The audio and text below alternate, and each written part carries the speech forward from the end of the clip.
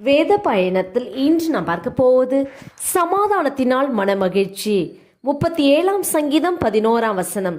சாந்த குணமுள்ளவர்கள் பூமியை சுதந்திரித்து மிகுந்த சமாதானத்தினால் மன மகிழ்ச்சியாய் இருப்பார்கள். தேவனுடைய தாசனாகிய மோசே மிகுந்த சாந்த குணமுள்ளவன், தேவனுடைய வீட்டில் எங்கும் உண்மை உள்ளவன் என்று கர்த்தரே சாட்சி கொடுத்தார்.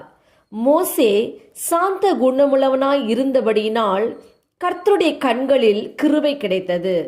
மோசேயை கொண்டு கர்த்தர் தம் திட்டத்தை நிறைவேற்றினார். ஆம், சாந்த குணமுள்ளவர்கள்தான் பூமியை சுதந்திரிக்க முடியும். அவர்கள்தான் மிகுந்த சமாதானத்தினால் மன மகிழ்ச்சியா இருப்பார்கள். நாம் ஜெபிப்போம். அன்பின் பிதாவை கேட்ட வார்த்தையின்படியே நீர் எங்களுக்கு செய்ய போற கிருபைக்காய் ஸ்தோத்திரம். இயேசுவின் நாமத்தில் ஆமேன். கர்த்தர் தாமே இந்த வார்த்தைகளை கொண்டு உங்களை ஆசீர்வதிப்பாராக. ஆமேன்.